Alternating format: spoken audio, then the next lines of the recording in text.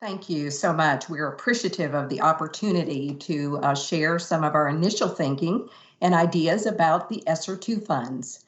If you remember, Jim Collins, in his #1 bestseller about 20 years ago, urged organizations to have a BHAG, a big, hairy, audacious goal. I would say our BHAG is to use these once-in-a-lifetime funds to really make a difference, to have a very real and recognizable impact on the lives of our students, especially those who were supremely negatively impacted by the pandemic. A BHAG calls for out-of-the-box, awe-inspiring ideas and thinking, and to that end, we are still very early in the process of identifying, quantifying, and affirming. We knew that BHAG thinking and planning would take time, and to some extent, we had at least an immediate need, a fire, if you will, that needed to be addressed.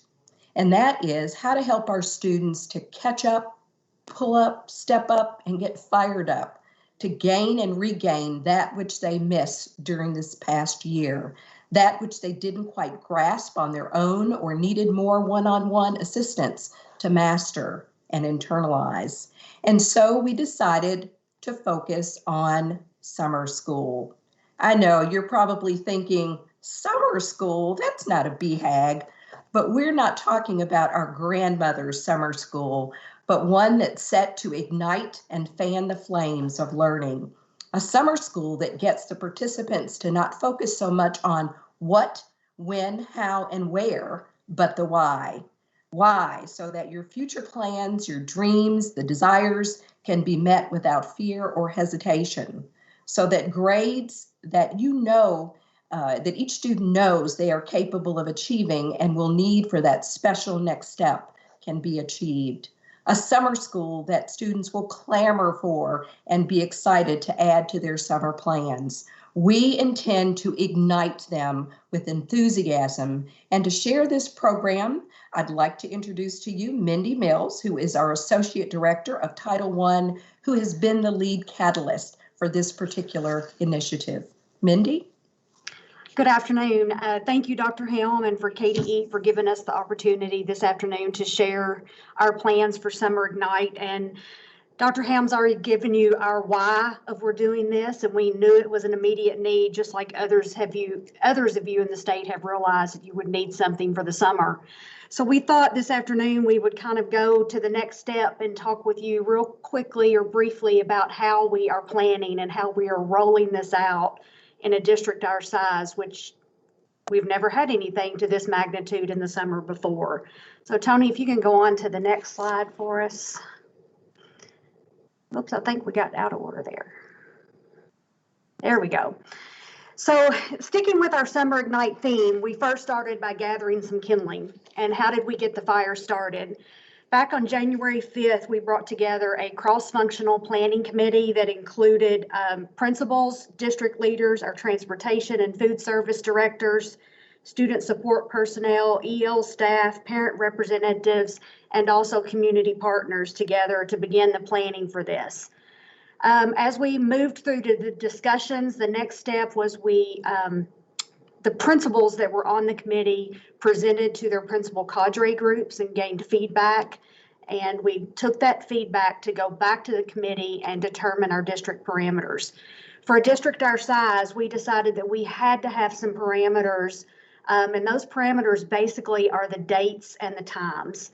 And that makes it more feasible for our transportation, more feasible for our food service, more feasible for the PR, so that, one school is not having it these dates and another school is having it at different dates. So we did decide on those parameters, and we have chosen to do 3 sessions. We're doing one 14-day session in June, taking a little break and coming back in July with an additional 14-day session. And then the 3rd session will be that transition session that will be the last week of July, which will be for incoming kindergartners, incoming 6th graders, and incoming 9th graders as they make transitions to their new buildings. We were able to share all those plans and those parameters with our school leaders at our district leadership team meeting. And their first step for each school was to identify a Summer Ignite coordinator, who is the person in each school who's going to do most of the heavy lifting and the planning and the preparation for this. And we had our first coordinators meeting last week. So then we moved on to sending some smoke signals. So Tony, you can move forward. So our smoke signals are how are we ensuring buy-in and support. Our first way is this week we're kicking off a family survey. Our partners with UK helped us design that survey, and we'll be asking families questions such as, what do you think your student needs in the summertime? What are their social emotional needs? And then how would you like to see your students engaged in the summer as well? We're also going to be conducting some focus groups again with UK, and our 16th district PTA is going to be running those focus groups for families. Just another way to get feedback that will assist our schools in planning the needs for their building and for their students. We're really, really excited.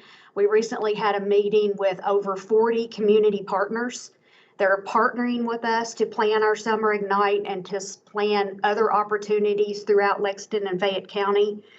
A lot of those community partners will be offering some enrichment in our buildings. They'll be hopefully giving some opportunities for some field trips. And as well as we're wanting to put together just a complete menu of services of everything that's offered in Lexington and Fayette County that families would have the option to choose from. As we move forward, we know that we've got to figure out a way to kind of fan the flames. And we're looking at how we're going to recruit staff. Tony, you can move forward for me.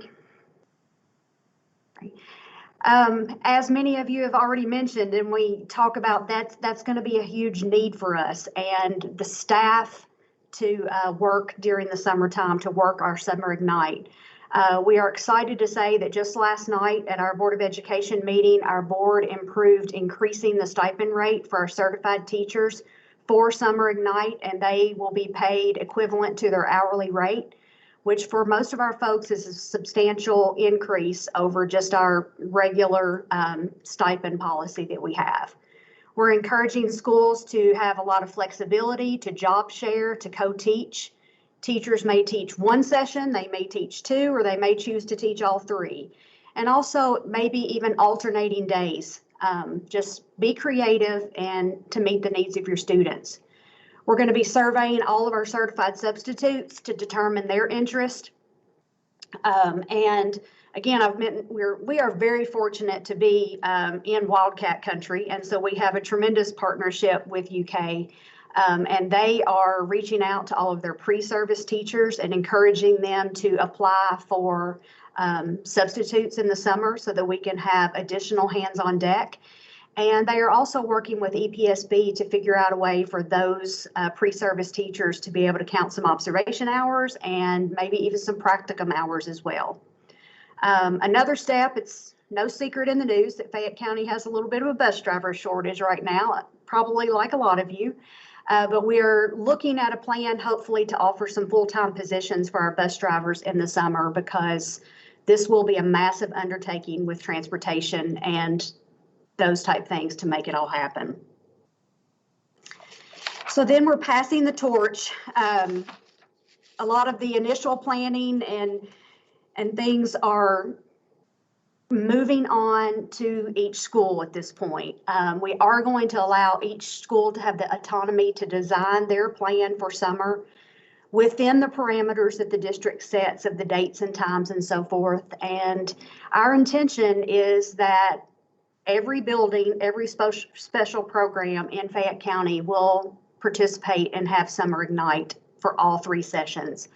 So our schools are developing a plan or proposal. They're doing a needs assessment to look at their student needs, identifying students to participate.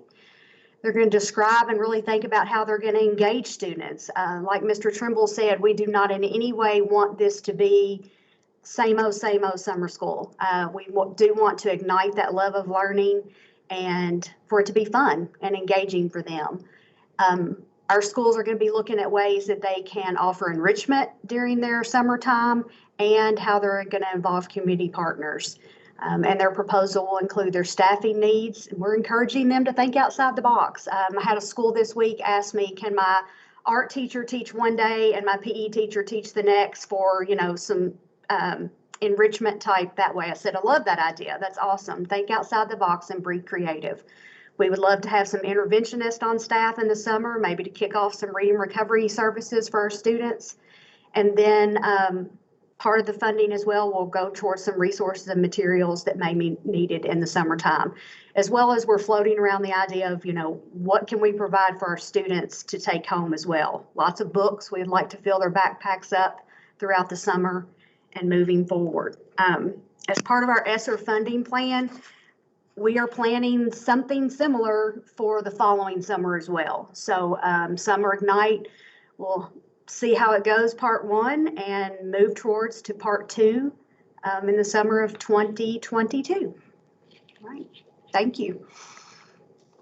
Thank you, Mindy. As you know, Fayette County just yesterday began returning our scholars back to in-person learning, starting with our youngest at K2. They are returning under a plan that was developed under the wise counsel and guidance of our beloved Superintendent Manny Kalk, who Commissioner Glass mentioned we lost in December. Manny believed in the power and effectiveness of our school employees to not only reach, but teach with excellence. Next slide, please, Tony. So to ensure that each and every student had the opportunity to become which they imagined, his philosophy was that victory is in the classroom. And so the 3 R's, or R to the third power, was developed as the plan to help us right our pandemic hit ship. First, he knew that we would need to step up and re-envision, to gather ideas from all angles and corners of the community. What else do our students need and want to be the successful adults of the future? And then to reimagine the how. We know the virtual platform, and I think we can all agree, is here to stay. So how do we use it to reimagine how students access school and the learning tools, the teaching prowess of our amazing teachers and other staff, the lessons, the information they're going to need, not just for the next grade, but for life? One of the ideas that we are floating is something called a partner hub. Manny called everyone he met partner, because he truly believed that equipping students with that which they need to be successful and to achieve their destiny was only going to be possible through partnerships with home, school, and community. We currently have a STEM vehicle that's a retrofitted bus that can go into any neighborhood and provide students with real-time opportunities to experience and do STEM activities that are hands-on, engaging, exploratory, and high interest. We are envisioning partner hubs that would be retrofitted vehicles or buses that would allow us to take what students need into their communities rather than always compelling them to come back to the schoolhouse, for which some of the students are not necessarily very positive about. So we think this would be another way to really increase our partnership. And finally, to renew. COVID-19 didn't happen to us. We think that it happened for us. We want to take this sense of urgency and excitement and look for ways to engage our board and community to not only look for a new superintendent, but to help dream our BHAG and to drive this transformational opportunity. Thank you so much for allowing us to share our initial thoughts about our ESSER II use of funds.